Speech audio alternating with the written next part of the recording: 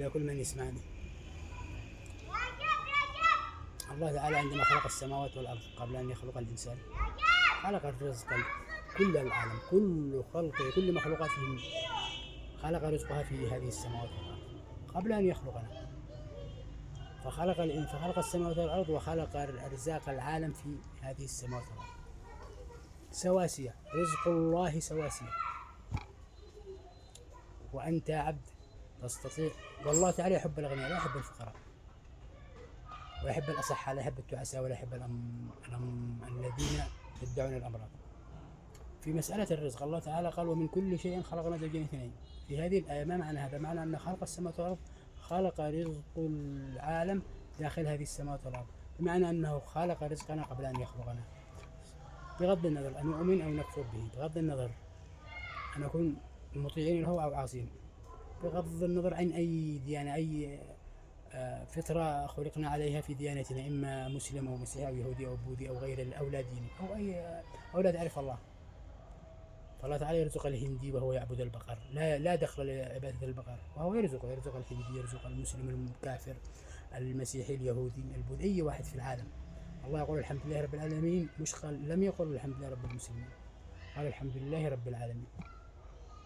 فقوله تعالى ومن كل شيء خلقنا زوجين اثنين، أنك أيها الإنسان أنت مسؤول عن غنمك وفقرك في الحياة الدنيا. لا والديك يساعدونك، نعم، ربما تجد والدك لديه تجارة محترمة، محل مهنة محترمة كمحل نجارة أو ألمنيوم أو محل يؤتي برزق سنويا.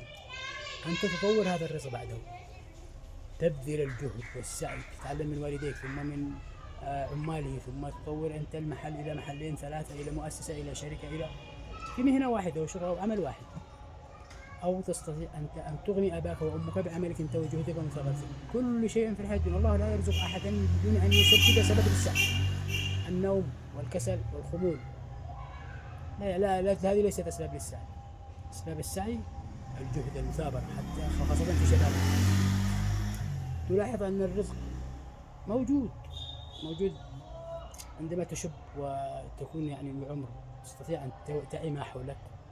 منهم من يكون واعيا من 6 سنوات 8 سنوات 10 سنوات، ثم يزداد وعي 13 15 16 أنت واعي، 20 أنت أكثر وعيا. فتستطيع أن تكون غنيا بمساعدة أبويك أو أعمامك، أخوالك، أولاد أعمامك، أولاد عماتك، أولاد خالتك لديهم مهنة تستطيع أن تتعلم منهم. لا يوجد أحد خالي من أهلك أو أقاربك أو قارب زوجتك أو والديك أو والدتك أقاربهم أو أخوالك من لديه مهنة معينة، مغترب أو لديه مهنة في بلده تستطيع أن تتعلمها أكثر من مهنة، ربما تنجح بمهنة واحدة، ربما بمهنتين، وتستطيع أن تعول نفسك وأسرتك، وتستطيع أن تكون غنيا بمهنة واحدة تستطيع أن تكون غنيا، بس لازم مثابرة وتعلم وجهد. أما نوم وكسل لا يوجد. الله لن يرزق أحدا، كذب على الله أن الله سيرزقني غدا وبعد غدا، لا، الله قد رزقنا. حتى عندما ندعو الله اللهم ارزقنا، اللهم الله الرزق موجود في الحياة الدنيا، لو تفعل ما تعرف الرزق موجود في الحياة الدنيا. أنت عليك يا عبد أن تجتهد وتثابر في الحياة الدنيا بكل وسائلها. الله أنزل كل وسائل الاجتهاد والقوة والتعلم والباحث من أي أطرف شيء، من أصغر شيء، من أي مهنة تستطيع عملها. بسطة في الشارع تستطيع أن تجعلها بسطتين 3 4 محلين 3 4 مؤسسة شركة. تستطيع من مهنتك التي تعلمتها أو حرفيتك اللي أنت ثابرت من أجلها وتعلمت وبحثت كيف تخرج موهبتك، كيف تعمل، كيف تشتغل، كيف تتعلم. المجتمع يساعدك، أهلك يساعدك، ومساعدة الأهل والمجتمع والدولة الديمقراطية تستطيع أن تساعد كذلك.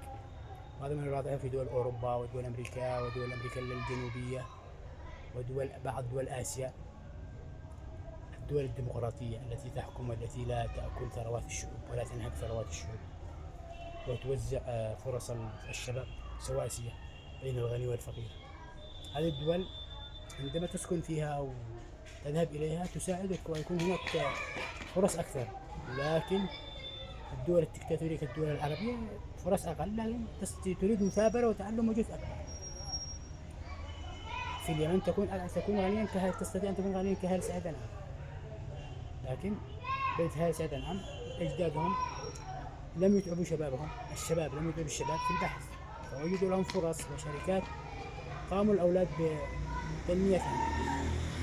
أنت لم تعد، أنت والدتك أنا شاب أو في أرضك،